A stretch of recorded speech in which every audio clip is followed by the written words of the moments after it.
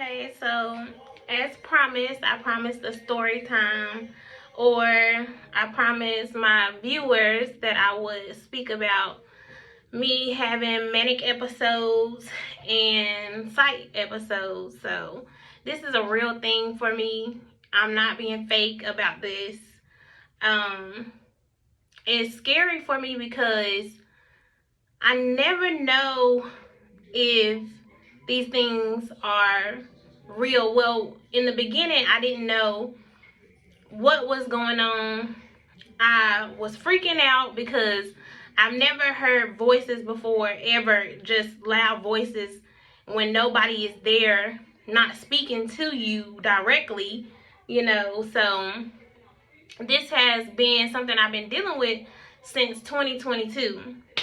Um, I'm just gonna tell you guys a little bit about what happened to me about two or 3 weeks ago. So I woke up the other morning, well, not the other morning, but basically 2 or 3 weeks ago. I woke up and I was hearing these voices. But this time the voices, they weren't saying anything bad about me, and this is where I feel like spiritual warfare also comes into play with these type of things, because the first time I went through a manic episode, the voices were basically telling me bad things, mean things about myself, about my family, but it was more so directed to my life. So anyway, back to what happened 3 weeks ago. I basically got up. I was hearing these voices, just telling me about different family members, telling me that some of them were dying or they were about to wreck into trees and all types of stuff. But I'm a heavy believer in Jesus. So, of course, I was praying and rebuking these spirits and things. So that's why one of my shorts just recently went viral, or, got a lot of views, because I was just doing a little skit about me basically rebuking these things and believing in Jesus. And so I did see some comments where they were saying this is spiritual warfare, and that is true. But when you can't see these things, or you don't really know where it's coming from, you wouldn't believe that that's how spiritual warfare works. So anyway, on my way to work, I was hearing these voices, and they were just telling me mean things about my family members. At this point, they really weren't saying anything about me, and some things were positive, but most of it was negative. So I just kept rebuking it and saying Jesus' name. I got to work. Things seemed fine at first, but my supervisor could tell that I wasn't my usual self. And usually I get straight to work, no ifs and buts about it. I have my little coffee and I get straight to work for that morning. But when I went in on this particular day, on this Friday, it's like my supervisor had to keep telling me more than once to do certain things that normally I would just get started, get to work. And that Friday, it was strange because it almost seemed like God gave me a certain power where I could control others. And if you know how psychosis works, or if you know how schizophrenia works, you will think that these voices are real, or that they're coming from the Lord himself. But we've never seen God. We've never seen Jesus. So it's important to try your best to tune out these negative voices, because it can actually be someone close to you that may be saying something. You may actually hear somebody that's saying these things, but if you don't actually see that person in front of you, you can't trust what the voices are telling you. And because we don't have a lot of creators that are African American, I just feel like I need to step up, talk about this for myself, because it's scary. It's scary for the people around me. It's scary for me and my child. I know my daughter prays a lot for me to safely return home and be able to continue to be a mother to her, because we've been dealing with this or experiencing these things since 2021 or 2022. So it's been quite some time. But back to that work day about 3 weeks ago. So while he was telling me to get to work, I just continued to hear these different stories about my family members. I heard different stories, like people were smoking crack, that one of my aunties was going to have to come and clean up my mom's house and stuff, and they was going to have to smoke crack together because they kept being negative and saying negative things. So it's really weird. It's almost like the enemy, the devil, he plays tricks on your mind with things that are reality, where you could possibly know that someone used to be on drugs. And so because you know that someone used to be on drugs, the enemy will play on your mind, and he'll try to tell you that these people are going to get together and they're going to smoke crack, and they want you to join with them because they don't like you anymore, or they don't love you. And so these are the voices that I was dealing with on that Friday when I went to work. And so I tried to just sit in the break room, because usually what I like to do is just stay calm and not be bothered. But it seemed like my HR lady, my supervisor, and my warehouse manager, they wanted to keep kind of poking with me and asking me questions. So instead of allowing me the time to just sit there in the break room and just try to cope basically through these voices and stuff. Hold on, let me see. Is my hair but instead of just, I don't know, that's crazy.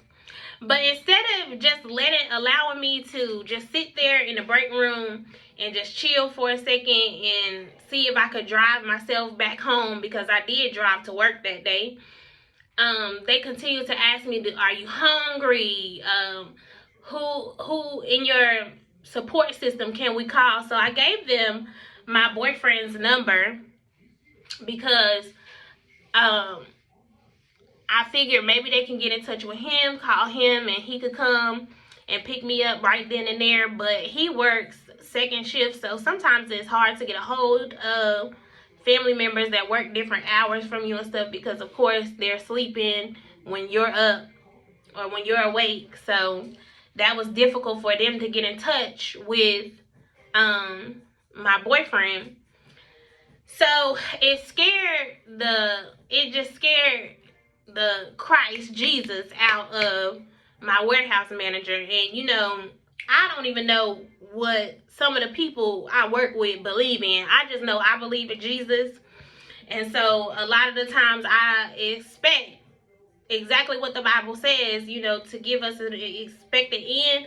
I expect those things from the Lord, because I gave myself over to Christ. So even though I'm hearing these voices and feeling like, you know, some of these things are negative, well, a lot of them be negative voices in your head and stuff, I still felt as though I need to allow God to fight this battle for me.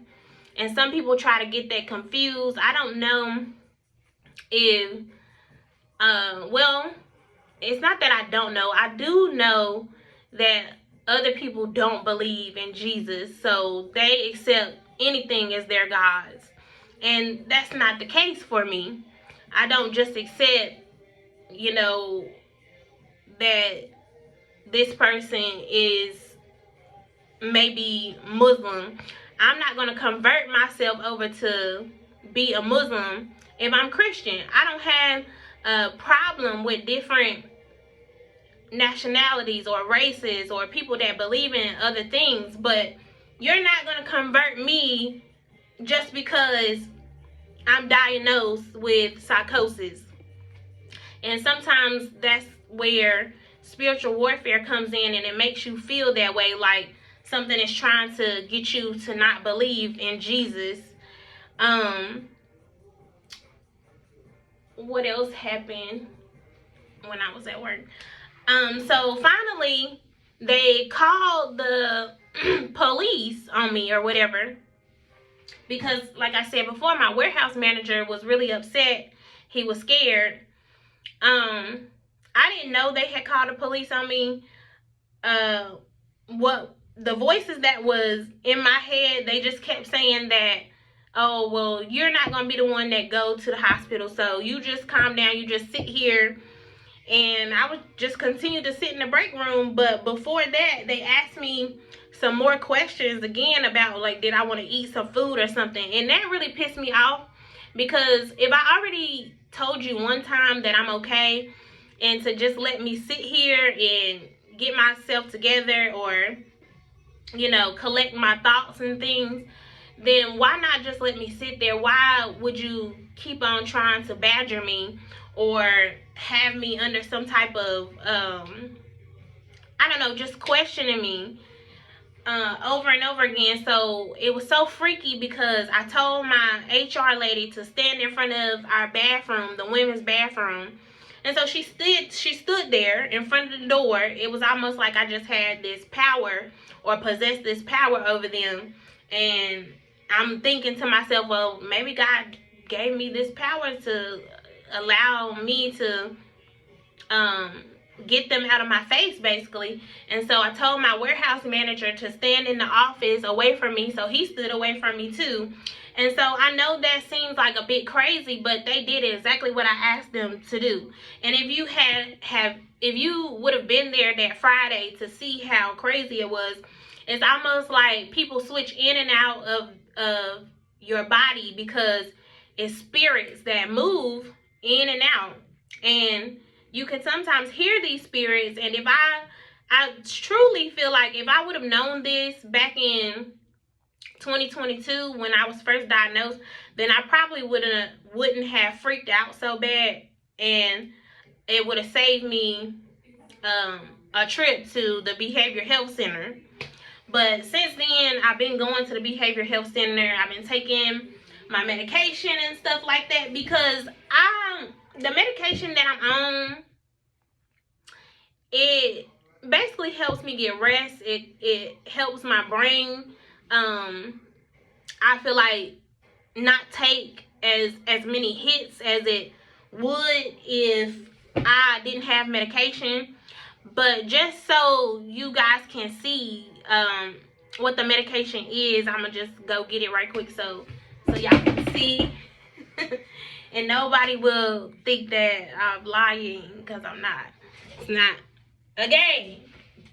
So, be right back. Hold on.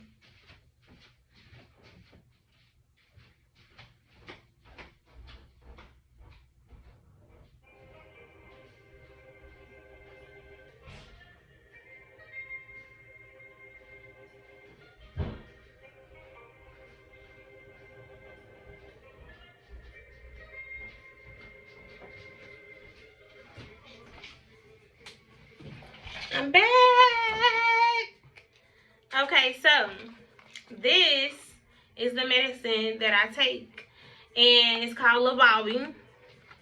But yeah, I'm definitely diagnosed with schizophrenia and bipolar. So they call that psychosis, and that's why I have to take this. I'm pretty sure y'all have seen commercials about this. But back to my work story. Once the police got there, they were really weird too, because once they got to the door, I was telling them I smoke cigars. I smoke like little Black and Milds or whatever, because I can't really smoke hookah and things like that. That makes my stomach hurt. It makes me feel nauseous. So just smoking the regular tobacco out of the just a cigar is that's better for me versus mixing tobacco with something fruity, because that usually has me sick to my stomach. But the police officer got to the door where I work at, and I had dropped my cigar on the ground. And so he was just looking at me. And if you ever seen some of these people and how they look, like the enemy, the devil, will try to distort your mind. He will take movies and stuff that you've seen that are scary and put it in your head and make you feel like these people are monsters and stuff. But this particular officer, because I hadn't been violent with anybody or lashed out on anybody, he couldn't touch me. He couldn't do anything to me. So he just stood at the door, and it's almost like he couldn't come in because he was a demon. And as weird as these things sound, like, this is how that Friday went. And I would not make these things up, but as time goes along and my audience or my subscribers and people that begin to love me get to see and know how I am. Hold on, I don't know if this stopped rolling. Oh, okay. I just got a message, but I didn't know if you guys couldn't hear me anymore.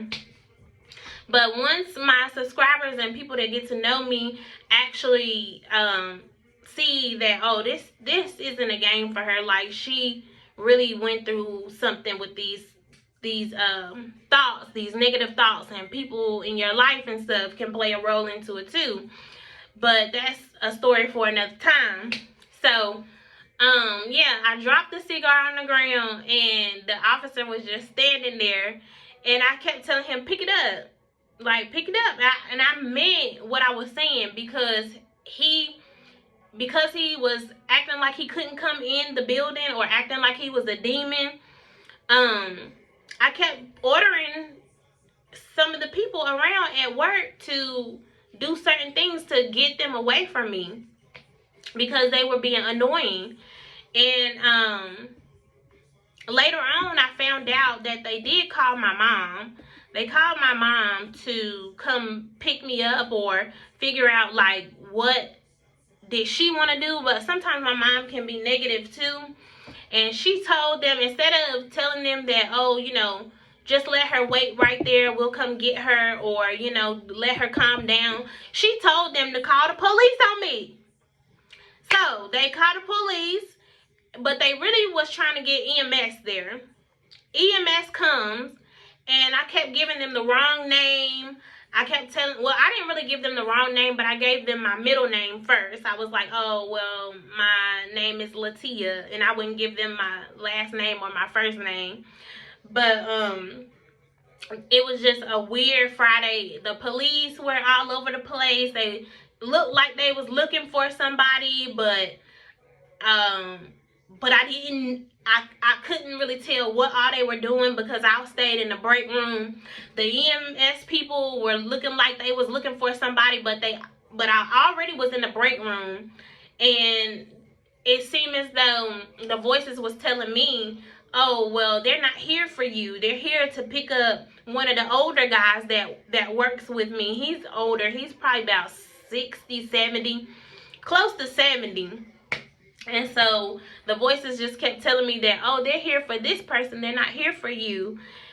And I kid you not, it seemed so real. It seemed real at the time, even though nobody was there in front of me saying these things.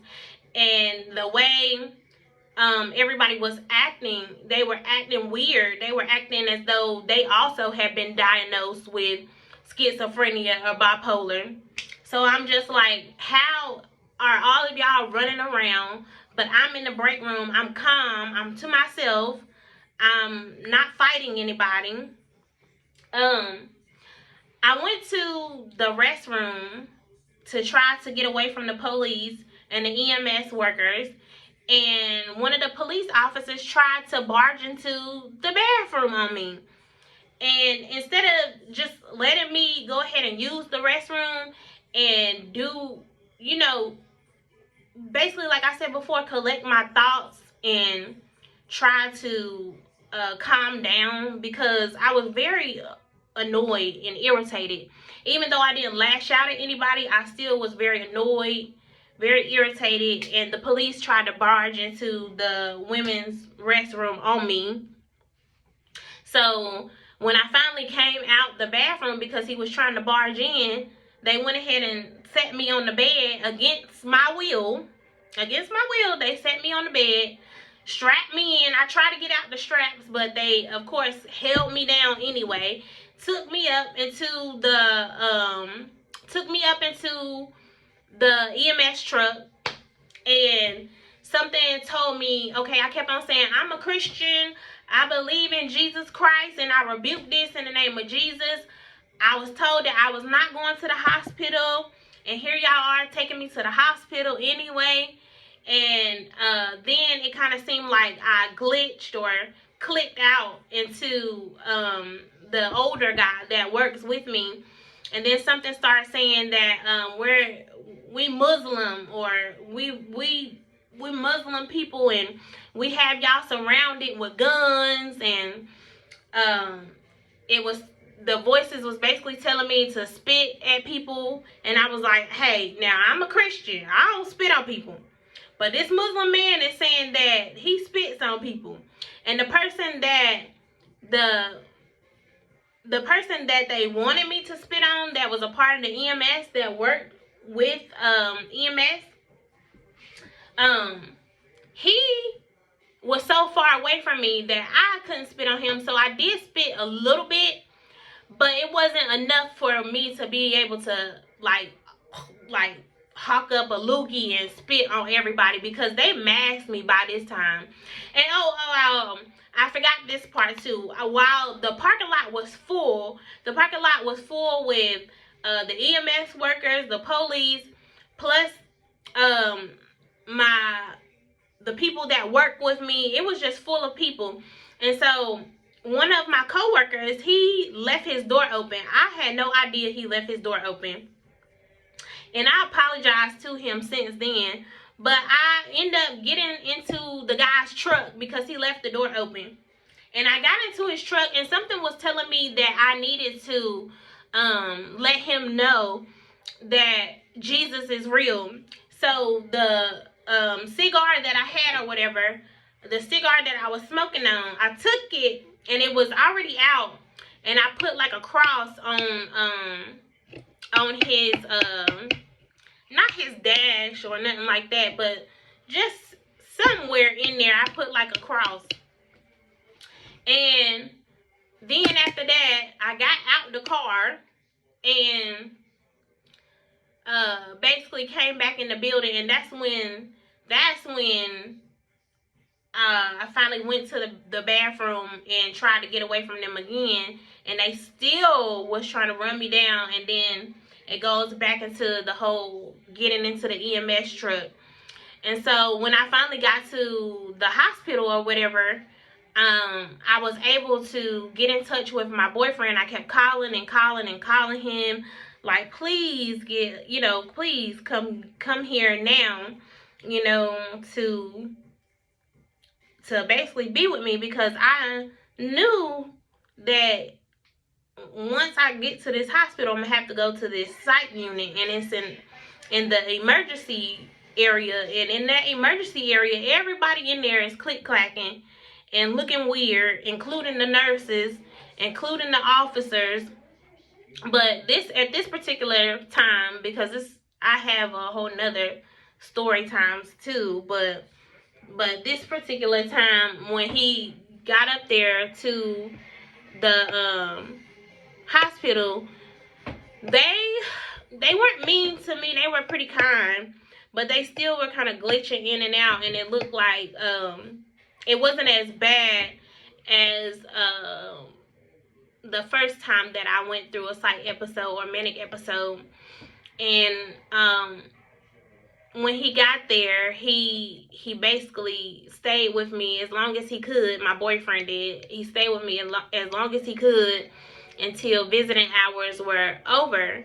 and I taught or spoke with one of the psychiatrists, and this particular psychiatrist was not trying to let me go.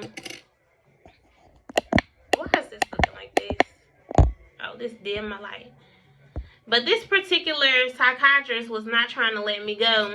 It was an African lady, like not black African American, but actually African. And so she was like, oh, I believe that you're gonna have to go to a whole nother unit because something is going on with you. You're not gonna be able to take care of yourself. And see, this is when these things get scary, because my little girl is 11 years old. I can't just leave her and go somewhere like Wendy left and went. Her son is older now. Wendy Williams was able to go to this facility and leave her family behind because her son is practically raised. And if he needed to, he could be able to get a job.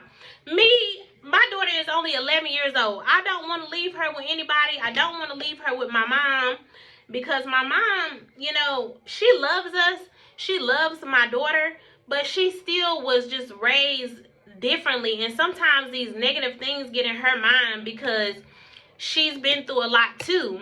And so I don't want my daughter to be raised by that mindset, or you know, her putting negativity in her head. Even though